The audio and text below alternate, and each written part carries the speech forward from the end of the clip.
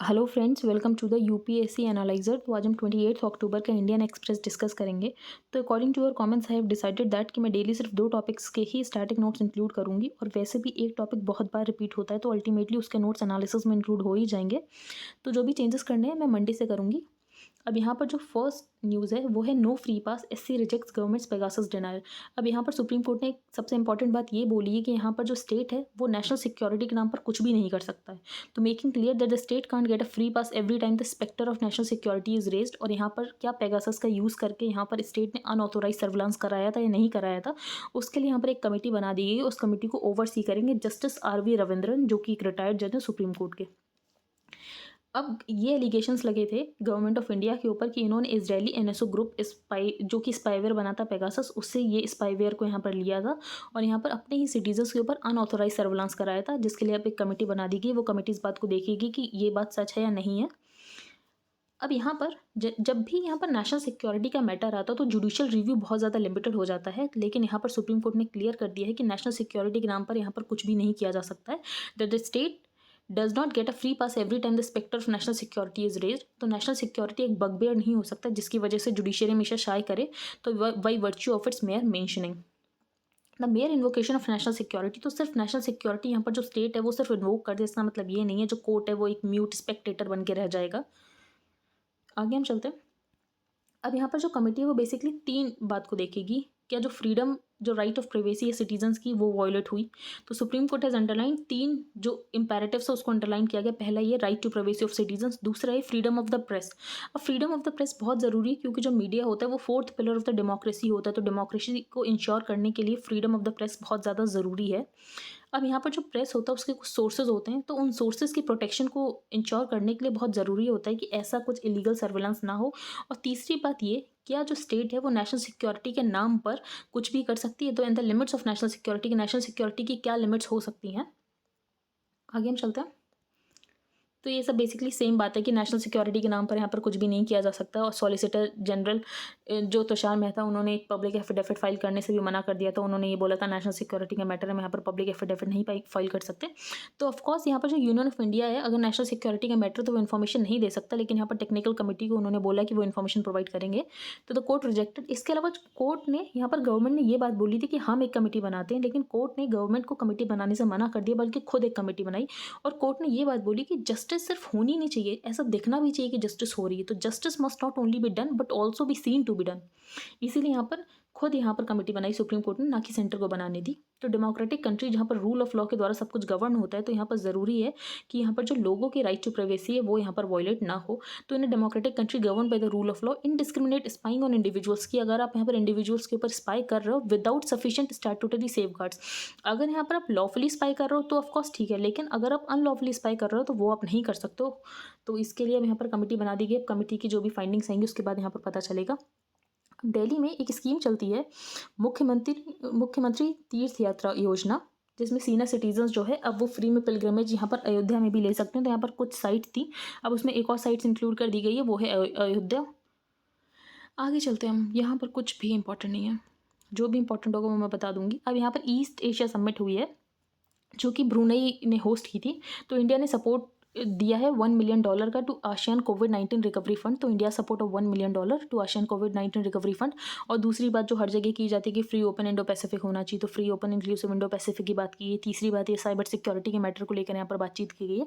और एक इंपॉर्टेंट बात इंडिया ने बोली, आत्मनिर्भर भारत कैंपेन की वहाँ पर बात की। जो इंडिया है वो आत्मनिर्भर भारत कैंपेन के ऊपर इसलिए ज़्यादा फोकस कर रहा है कि हम रेजिलियंट ग्लोबल वैल्यू चेन का यहाँ पर हिस्सा बन सके।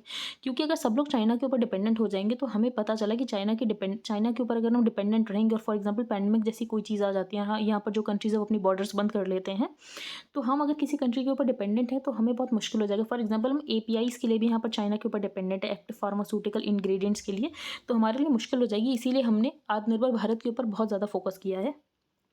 आगे चलते हम। अब यहाँ पर जो खासी फैमिलीज़ हैं उसमें क्या होता है, जो एंसेस्ट्रल प्रॉपर्टी है वो यंगेस्ट डॉटर को दी जाती है। अब खासी फैमिली में इसलिए होता है मेनली आप हर सोसाइटी में देखेंगे जो यहाँ पर इनहेरिटेंस ट्रेस की जाती है वो की जाती है थ्रू द पैटर्नल। लेकिन यहाँ पर ये जो खासी फैमिलीज है ये होती है मैट्रिलिनियल। यहाँ पर जो इनहेरिटेंस ट्रेस की जाती है वो मदर के क्लैन से की जाती है, जिसकी वजह से जो एंसेस्ट्रल प्रॉपर्टी होती है वो यहाँ पर यंगेस्ट डॉटर के बीक्विथ की जाती है जो कि कस्टोडियन होती है, लेकिन वो प्रॉपर्टी बेच नहीं सकती without the permission of her maternal uncle. अब यहाँ पर खासी हिल्स ऑटोनॉमस डिस्ट्रिक्ट काउंसिल एक बिल लेकर आ रहा है जो कि एक autonomous body under the 6th schedule of the constitution की ये जो प्रॉपर्टी है वो सारे सिबलिंग्स में इक्वली डिवाइड होनी चाहिए, ना कि सिर्फ एक यंगर डॉटर को मिलनी चाहिए। अब खासी फैमिली की इंपॉर्टेंट बहुत प्रॉपर्टी है, इंपॉर्टेंट बात ये है उनका एक फीचर इंपॉर्टेंट ये है कि वो मेट्रिलिनियल फैमिलीज होती हैं और वो यहाँ पर अपनी इनहेरिटेंस ट्रेस करती है थ्रू द मदर्स क्लैन। आगे चलते हैं, यहाँ पर कोई इंपॉर्टेंट न्यूज़ है नहीं। अब यहाँ पर फेशियल रिकॉग्निशन के यूज़ की बात की जा रही है कि फेशियल रिकॉग्निशन टेक्नोलॉजी का यूज़ होना चाहिए नहीं होना चाहिए।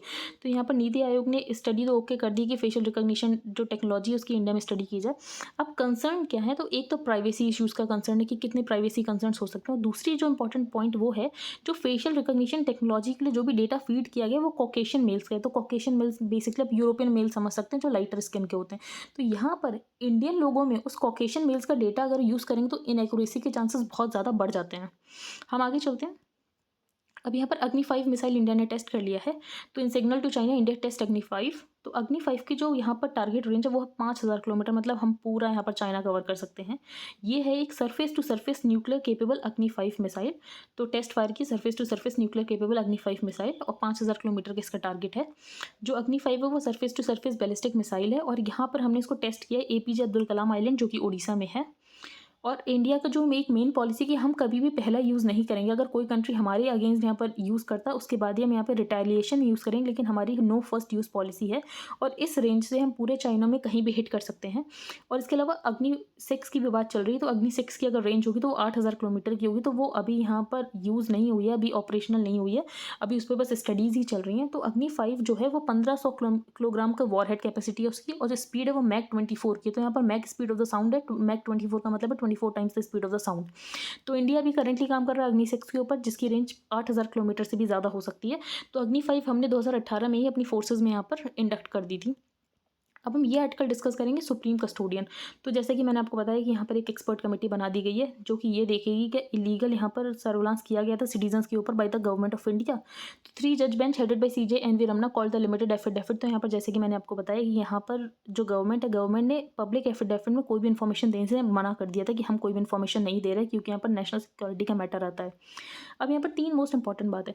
एक तो पहला कि सिटीजन्स राइट टू प्राइवेसी। तो ऑफकोर्स सिटीजन का राइट टू प्राइवेसी यहाँ पर एब्सोल्यूट नहीं है, लेकिन यहाँ पर एब्सोल्यूट नहीं है, लेकिन इसका मतलब ये नहीं है कि आप यहाँ पर अनलॉफुल सर्विलांस करा सकते हो। दूसरी बात जुडिशियल रिव्यू, क्या कहीं नेशनल सिक्योरिटी का मैटर आता है तो जुडिशियल रिव्यू किस हद तक किया जा सकता है। और तीसरी बात ये कि नेशनल सिक्योरिटी के नाम पर कुछ भी किया जा सकता है, फ्री स्पीच के ऊपर यहाँ पर सर्विलांस किया जा सकता है। तो कोर्ट ने यहाँ पर KS पुट्टास्वामी जजमेंट की बात की गई थी जिसमें राइट टू प्राइवेसी का जजमेंट आया था। तो इस बार प्रीलिम्स के क्वेश्चन में भी राइट टू प्राइवेसी का एक क्वेश्चन आया था।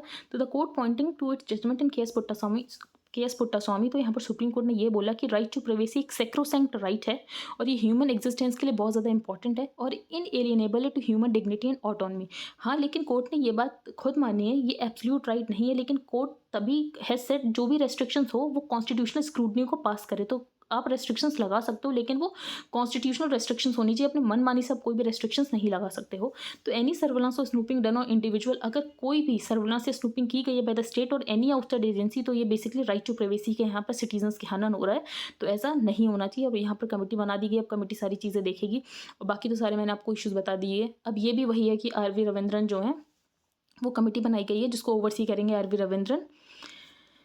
अब अनुराधा भसीन जजमेंट में, आपको अनुराधा भसीन जजमेंट पता होगा जिसमें ये बोला गया था कि जो इंटरनेट का रेस्ट्रिक्शन है वो पूरी तरीके से ख़त्म नहीं किया जा सकता। इलीगल आप इंटरनेट शटडाउन नहीं कर सकते। अगर आप इंटरनेट शटडाउन कर रहे हैं तो वो बेसिकली 2 प्रिंसिपल को फुलफिल करना चाहिए। पहला प्रोपोर्शनैलिटी कि यहाँ पर आपको जितना फ़ायदा हो रहा है क्या उससे ज़्यादा कहीं नुकसान तो नहीं हो जा रहा है इंटरनेट शटडाउन करके, ठीक है। और दूसरा लीगैलिटी, तो प्रोपोर्शनैलिटी बहुत ज़्यादा इंपॉर्टेंट है। दूसरा नेसेसिटी कितनी है, तो इसके बेसिस पे ही यहाँ पर आप इंटरनेट शटडाउन कर सकते हैं। तो अनुराधा भसीन जजमेंट आपको पता होगा, आप खुद से भी पढ़ सकते हैं। बाकी इसमें कुछ इंपॉर्टेंट बात बताई नहीं गई है।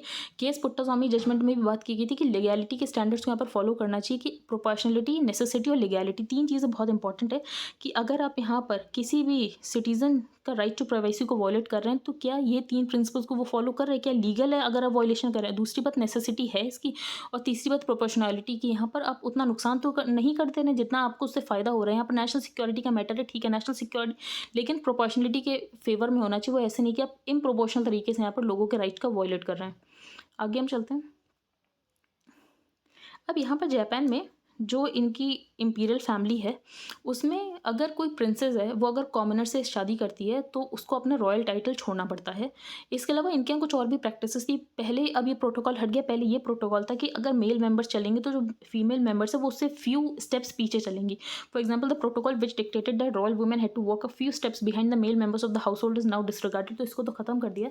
तो मेनली ये बात मैं आपको बताना चाह रही हूँ, जो इंपीरियल फैमिलीज़ हैं वो भी टाइम के साथ आगे बढ़ नहीं पाती हैं। वो अपने वही मेनली जो उनके पहले के प्रिंसिपल्स होते हैं, प्रोटोकॉल्स होते हैं, उससे ही क्लिंग होकर रहती हैं। अभी इंपॉर्टेंट तो है नहीं। अब अंडा सेल के बारे में बताया गया है। तो जहाँ पर इंडिया का सिस्टम रिफॉर्मेटरी है, कि यहाँ पर हमें रिफॉर्म करना होता है। यहाँ पर जिन लोगों ने भी गलतियाँ की हैं या पर क्रिमिनल है, तो हमें उनको रिफॉर्म करना होता है। रिहेबिलिटेशन अप्रोच होनी चाहिए, ना कि यहाँ पर रिट्रीब्यूशन की अप्रोच होनी चाहिए। लेकिन अंडा सेल एक एग्जाम्पल है कि कैसे हम रिट्रीब्यूशन की अप्रोच आज भी यहाँ पर अपनाते हैं, क्योंकि जो अंडा सेल होता है उसमें आप बिल्कुल भी बाहर देख नहीं सकते, कोई वहाँ पर फूल पत्तियाँ कुछ नहीं दिखता है। तो आर्किटेक्चरल वायलेंस है, जैसे कि यूएस प्रिजन कॉन्टेक्स्ट में बोलते हैं कि आर्किटेक्चरल वायलेंस है, वैसे ही अंडा सेल ये दिखाता है कि कैसे आपका मीनिंगफुल ह्यूमन कांटेक्ट खत्म हो जाता है। बिल्कुल आइसोलेशन में रखा जाएगा इंसान को, फ्रेश एयर नहीं हो सकती, ग्रीनरी नहीं हो सकती। तो जहाँ पर हम बात करते हैं कि हमें इंसान को रिफॉर्म करना है, तो आप ऐसे रिफॉर्म थोड़ी ना करोगे कि उसको एकदम सॉलिटरी कन्फाइनमेंट में डाल दिया, टॉर्चरस कंडीशन में डाला जाता है। तो लाइफ इन द अंडा makes one crave for news of the outside. आपको बाहर के बारे में कुछ नहीं पता चल सकता। एक पर्टिकुलर स्पॉट होता है जहाँ से सिर्फ कुछ लीव्स दिखती हैं। तो सुप्रीम कोर्ट ने ये बात बोली, if the prisoner breaks down because of mental torture, तो जिस इंसान को आपने उसके अंदर रखा उस सॉलिटरी कन्फाइनमेंट में, अगर मेंटल टॉर्चर के कारण उसका ब्रेकडाउन हो जाता है या साइकिक प्रेशर के कारण कुछ ऐसा हो जाता है, तो यहाँ पर किसकी रिस्पॉन्सिबिलिटी होगी? तो जो जजमेंट यहाँ पर होना चाहिए, जो हमारा प्रेजेंट सिस्टम होना चाहिए, वो कैसा होना चाहिए? वो होना चाहिए रिफॉर्मेटिव, ना कि अगर ऐसा होगा an eye for an eye तो फिर पूरी दुनिया ही अंधी हो जाएगी। तो an eye for an eye makes the whole world blind. तो ये किसने कहा था? आपको पता ही होगा। अब ये आर्टिकल इंपॉर्टेंट तो है। अब बस आपको एक पॉइंट पता होना चाहिए, जो किम डेवी है, किंग डेवी ने यहाँ पर क्राइम किया था इंडिया में। ये पुरुलिया आर्म्स ड्रॉप के केस में इंडिया में ये पाया गया कि ये पुरुलिया आर्म्स केस में यहाँ पर इन्वॉल्व था। तो बेसिकली यहाँ पर वेस्ट बंगाल में यहाँ पर आर्म्स ड्रॉप किए गए थे कम्युनिस्ट गवर्नमेंट को ऐसे हटाने के लिए। तो इसमें ये इंक्लूड था। फिर ये डेनमार्क भाग गया। यहाँ पर इंडियन गवर्नमेंट ने बोला कि इसका एक्स्ट्रेडिशन कराओ। तो डेनमार्क ने कुछ कंडीशंस रखी, ठीक है हम एक्स्ट्रेडिशन कराएंगे, लेकिन यहाँ पर कोई भी इसको सज़ा हुई तो ये सज़ा डेनमार्क में काटेगा। इसके अलावा आप इसे कैपिटल पनिशमेंट नहीं दोगे। तो हमने कहा ठीक है, हम ये सारी बात मानेंगे, लेकिन उसके बाद भी डेनमार्क ने इसका एक्स्ट्रेडिशन नहीं किया। तो हमारी सारी बातें मानने के बाद भी यहाँ पर डेनमार्क ने इसका एक्स्ट्रेडिशन नहीं किया, तो it's disregard for India's assurance. तो यहाँ पर जो उसने डिसरिगार्ड किया, हमने उसको इतनी सारी एश्योरेंस दी यहाँ पर डेनमार्क की गवर्नमेंट के, उसके बाद भी उन्होंने इस बात का डिसरिगार्ड किया। और यहाँ पर जो डेवी की पिटीशन है, यहाँ पर कोर्ट ने अपील करके बेसिकली उसके एक्स्ट्रेडिशन को ब्लॉक कर दिया। तो यहाँ पर ज़रूरत है इंडिया को देखने के लिए। अब फॉर एग्जांपल ग्रेट पावर्स होते हैं, वो क्या करते हैं, जहाँ पर उनके इंटरेस्ट की बात आती है वहाँ पर कुछ चीज़ें वो छोड़ देते हैं। फॉर एग्जांपल यहाँ पर यूएस में अफगानिस्तान हार गया, तो उसे लगा ठीक है आगे नुकसान झेलने से अच्छा है ख़त्म ही करते हैं। तो great powers absorb the loss of life and accept the humiliation of military defeat. तो क्या इंडिया में हमने वर्चुअली गिव अप कर दिया कि अब हम किम डेवी को वापस यहाँ पर ला नहीं पाएंगे एक्स्ट्रेडिशन करके? तो India can continue with relations with Denmark. हम डेनमार्क के साथ रिलेशन कंटिन्यू कर सकते हैं, but should it not make it clear that despite its invitation at Danish monarch's visit can only take place if Davy is extradited and faces justice in India.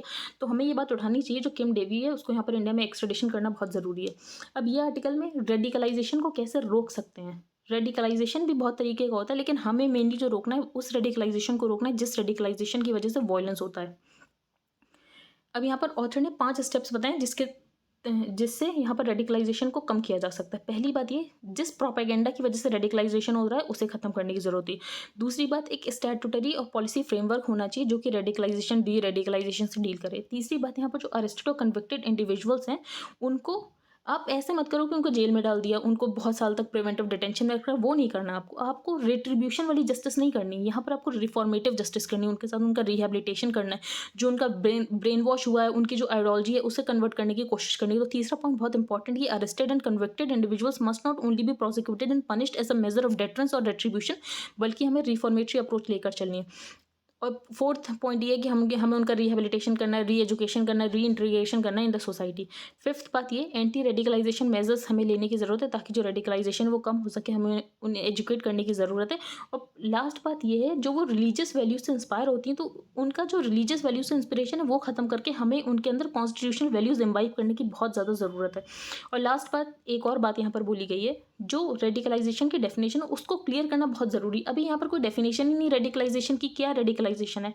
तो radicalisation अगर आप convention से थोड़ा दूर जाते हो तो उसको रेडिकलाइजेशन बोला जाता है, लेकिन मेनली जो रेडिकलाइजेशन की डेफिनेशन में इंक्लूड होना चाहिए वो ये होना चाहिए कि रेडिकलाइजेशन से, अगर किसी रेडिकलाइजेशन से वायलेंस हो रहा है तो मेनली हमें उस रेडिकलाइजेशन को टारगेट करना है। तो radicalisation becomes problematic only when it has the propensity to lead to violence. तो हमें इस रेडिकलाइजेशन को टारगेट करना है। तो आई होप आपको समझ आ गया हो कि यहाँ पर कुछ स्टेप्स बताएंगे। पहला, जिस प्रोपेगेंडा की वजह से हो रहा है उस प्रोपेगेंडा को देखना है कि वो कहाँ से स्टेम हो रहा है। दूसरी बात है कि स्टैट्यूटरी लॉ लेकर आना। तीसरी बात यहाँ पर रिफॉर्मेशन की अप्रोच की तरफ जाना, ना कि रेट्रीब्यूशन की अप्रोच की तरफ। चौथी बात यहाँ पर उनका री एजुकेशन करना है, री इंटीग्रेशन करना है सोसाइटी में, और यहाँ पर कॉन्स्टिट्यूशनल वैल्यूज उनके अंदर एम्बाइव करनी है। आगे चलते हैं। अब यहाँ पर है एक रेतीती एलिफेंट सेंचुरी, तो एक केन्या में है, तो लोकेशन है आपको याद होनी चाहिए क्योंकि अब तो कुछ भी पूछ लेती है यूपीएससी। अब यहाँ पर जो चाइना है, चाइना बेसिकली अफगानिस्तान को रिकॉग्नाइज करेगा, लेकिन पहला कंट्री नहीं बनना चाहता उसको रिकॉग्नाइज करने वाला। वो चाहता है कि यहाँ पर पाकिस्तान, रशिया, ईरान सब लोग रिकॉग्नाइज करें, तो उनके साथ मैं भी रिकॉग्नाइज कर लूँ। अब यहाँ पर जो ईरान है वो शिया कंट्री है, ठीक है, तालिबान सुन्नी है। तो अब यहाँ पर दोनों के इंटरेस्ट तो अलग अलग है, लेकिन उसके बाद भी जो ईरान है वो यहाँ पर तालिबान से बातचीत कर रहा है। तो जैसे ये एक आपने सुना होगा कोट कि यहाँ पर कोई परमानेंट फ्रेंड्स या परमानेंट एनिमीज़ नहीं होते, सिर्फ परमानेंट इंटरेस्ट होते हैं। तो यहाँ पर ईरान वही फॉलो कर रहा है, अपने परमानेंट इंटरेस्ट वाली यहाँ पे फिलॉसफी। अब जो प्रेसिडेंट जो बाइडन है उन्होंने बोला है कि साउथ ईस्ट के जो एशियन एलाइज है, यूएस उनके साथ खड़ा है। और यहाँ पर वो बात करें कि डेमोक्रेसी और ह्यूमन राइट्स होने चाहिए, फ्रीडम ऑफ द सीज होना चाहिए। तो इंडो पैसिफिक की बात की गई है, साउथ चाइना सी की बात की गई है। और जो म्यांमार की जुंटा है जिन्होंने कू करके यहाँ पर पावर हथिया ली, तो यहाँ पर म्यांमार जुंटा को बोला है कि अकाउंटेबल होना चाहिए उन्होंने, कि वो यहाँ पर पीस को वापस लेकर आए म्यांमार के अंदर। आगे हम चलते हैं। अब यहाँ पर सऊदी अरेबिया ने पाकिस्तान को हेल्प किया $4.2 बिलियन की, तो इतनी इन्होंने एड दी। अब जो पाकिस्तान है वो यहाँ पर आईएमएफ से बात कर रहा था कि उनका पैकेज बढ़ा दिया जाए, तो आईएमएफ ने तो पैकेज बढ़ाने से मना कर दिया, लेकिन यहाँ पर सऊदी अरेबिया ने इनको बेल आउट करने आ गए हैं। सऊदी अरेबिया ने इनको $4.2 बिलियन का पैकेज दिया है। अब यूएस ने अपने पासपोर्ट में, जो इंसान अपने आप को ना मेल समझता ना फीमेल की कैटेगरी में खुद को डालता है, तो वो अपने यहाँ पर पासपोर्ट पे एक्स का यूज़ कर सकता है। तो ये बेसिकली जो यूएस है काफ़ी इंक्लूसिव हो रहा है। तो the United States has issued its first passport with an X gender designation, marking a milestone in the recognition of the rights of people who do not identify as male and female. और यहाँ पर बहुत सारे countries हैं जो passports में जो भी इंसान अपने आप को मेल फीमेल की कैटेगरी में डेजिग्नेट नहीं करता, वो बेसिकली एक्स तरीके का यूज़ कर सकता है। तो US joins a handful of countries, जिसमें ऑस्ट्रेलिया, न्यूजीलैंड, नेपाल और कनाडा है, जो यहाँ पर लोग डेजिग्नेट नहीं करते मेल और फीमेल को, वो इस यहाँ पर जो भी सिस जेंडर है वो यहाँ पर इंक्लूड करवा सकते हैं। अब ये भी वही कमेटी के बारे में आया, तो ज़्यादातर आर्टिकल कमेटी के बारे में ही आए हैं। तो ये जस्टिस रविंद्रन जो कि कमेटी के हेड हैं, जो कि ओवरसी करेंगे, तो इनका नाम आपको याद होना चाहिए, तो जस्टिस आर वी रविंद्रन। तो बाकी तो हम ये सारी चीज़ें डिस्कस ही कर चुके हैं, तो इसको वापस से डिस्कस करने का कोई मतलब नहीं है। अब हम यहाँ पर नेक्स्ट एक्सप्लेन सेक्शन डिस्कस करेंगे। तो 15% कोटा होता है एससी का गवर्नमेंट जॉब्स में, लेकिन अगर कोई हिंदू एससी यहाँ पर इस्लाम में कन्वर्ट हो जाता है तो उसके बाद वो यहाँ पर एससी का बेनिफिट नहीं ले सकता है। इसके अलावा सिर्फ हिंदू, सिख्स और बुद्धिज़्म, इन 3 रिलीजन में ही यहाँ पर एससी का बेनिफिट मिलता है। उसके अलावा किसी भी रिलीजन में यहाँ पर एससी का बेनिफिट नहीं मिलता है। तो यहाँ पर सिख और बुद्धिज़्म को भी बाद में इंक्लूड किया गया है। सिक्स को 1956 में इंक्लूड किया गया था, और यहाँ पर बुद्धिज़्म को 1990 में इंक्लूड किया गया था। तो constitution schedule caste order 1950 which lays down that no person professing religion different from the Hindu or Sikh or Buddhist can be deemed to be member of an SC. तो यहाँ पर कब कब इंक्लूड किया गया, यहाँ पर ये लिखा हुआ है। इसके अलावा जो एसटी और ओबीसी का बेनिफिट होता है वो इररिस्पेक्टिव ऑफ रिलीजन होता है। तो किसी भी रिलीजन के हो, यहाँ पर एसटी और ओबीसी का बेनिफिट यहाँ पर सबको मिलता है, बस उस क्राइटेरिया में फॉल होना चाहिए। तो अब पिटीशन फाइल किए गए थे, जैसे कि centre for public interest litigation ने पिटीशन फाइल किया था कि यहाँ पर हर कैटेगरी में, हर रिलीजन में एससी का बेनिफिट मिलना चाहिए इररिस्पेक्टिव ऑफ रिलीजन। तो यहाँ पर अभी सुप्रीम कोर्ट के सामने पिटीशन पेंडिंग है, सुप्रीम कोर्ट ने इसके ऊपर कोई डिसीजन नहीं दिया है। और उसके अलावा नेक्स्ट बात ये है, 2006 में minister for social justice and empowerment ने ये बात बोली थी, जो चिल्ड्रन है अगर वो इंटरकास्ट मैरिज से बॉर्न होता है, तो अगर किसी एक का भी मदर और फादर किसी का भी एससी स्टेटस, तो यहाँ पर बच्चे को एससी स्टेटस मिलना चाहिए if either parents belongs to the schedule caste. लेकिन इसके ऊपर भी अभी भी कोई भी डिसीजन नहीं आया, वैसे भी उन्होंने विड्रॉ कर लिया था इस प्रपोजल को। तो अब हम आगे चलते हैं।